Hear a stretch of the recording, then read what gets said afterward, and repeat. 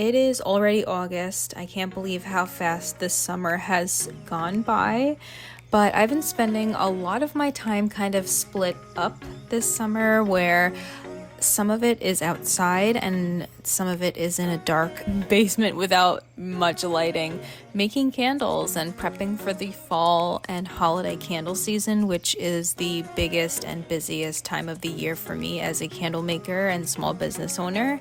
I try to delegate as much time in the morning before the heat and humidity get a little too intense to do as much yard maintenance and weeding as possible. I will admit I've been slacking compared to prior years, and some of the storms have really knocked some of my flowers down.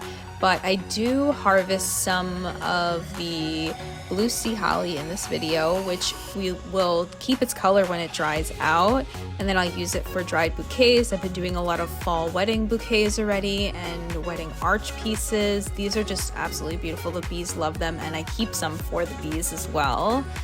But I'm gonna go head inside now because I'm working on some Canva files for fall candle promotions and checking emails, and that includes YouTube kind of content creation emails as well as small business emails. I do a lot of work with this tripod, which is amazing. I will link it down below if you want to check this tripod out. I use it every single day, multiple times a day. But I just got some candle care cards in that I designed and had printed by Vistaprint. I'm absolutely in love with them. They look a lot more professional.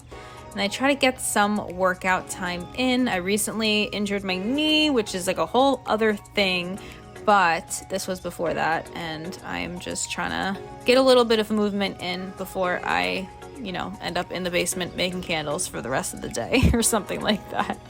I had a gluten-free egg sandwich. I usually have some tea. I don't know why I didn't film that, but the tomatoes in the sandwich were from the garden. I do also take some phone calls, even though I hate talking on the phone, and just tidy up around the house as much as possible. Throughout the day, there's no strict routine with that. I just try to make that time to just get some household tasks done in the middle of my workday as well, or at the end or at the beginning. Here I'm cutting some dinner plate dahlias, which if you haven't ever grown these, I highly recommend grabbing some tubers this fall. They're absolutely stunning, but they do attract a lot of earwigs and ants, so you gotta shake them out. But look at that on the kitchen table. All you need is one, and it's huge. It has 3D petals and a really unique scent to it. Moving on to the candle studio, I am smoothing some candle tops. I use 100% soy wax in my candles, which means that there's no additives to make it smooth, and it naturally has some texture to it, but there are sinkholes that naturally form in candles as well, especially with natural waxes. How many times can I say natural? I don't know. But I need to smooth the tops for optimal candle performance, burning performance, and for aesthetic too. So I'm packing an order right now. I'm watching The Ring, and I've just been really into like horror movies, true crime documentaries, YouTube videos while I work. This TV has been just a really great source of motivation, if that makes any sense. It keeps my mind occupied. Sometimes I'll just listen to a podcast in my AirPods, but my boyfriend got me this TV for Christmas, and I am so thankful for it because there can be really mundane, kind of repetitive tasks such as wicking jars. Speaking of wicking jars, I use 9-ounce straight-sided amber glass jars.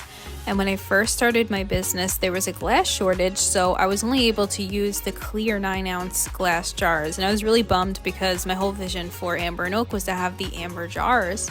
But it did take a little bit, and things started to go back to normal, and I was able to get my hands on it. So now I just buy it in bulk whenever I need to restock and store it in all sorts of places in my basement because I'm sharing the space with like personal belongings, my family's personal belongings, because you need storage space for that in the basement.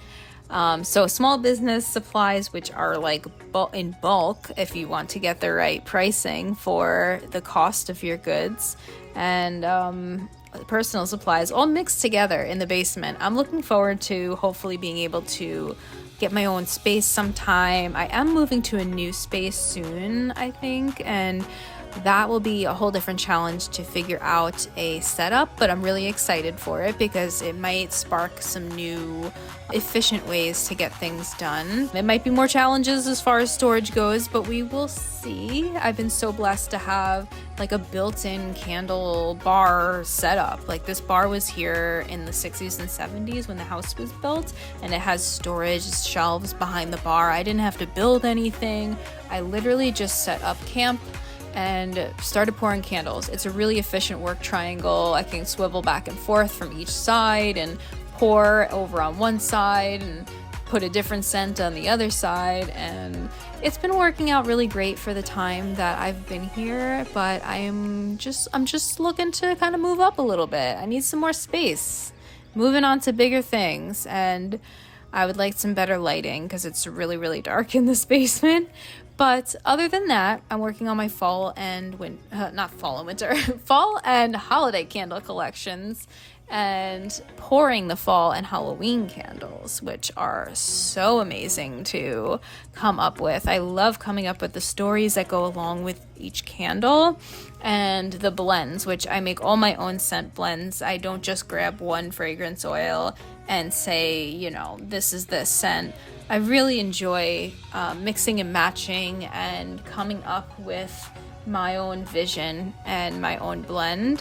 So I'm thinking about keeping the gold lids for the fall candles, and then maybe doing some more of those matte black lids for the Halloween collection because they look so cool. I put them in the summer mythology collection candles, and I just think it looks really sleek, and it gives it a really cool dark look to it.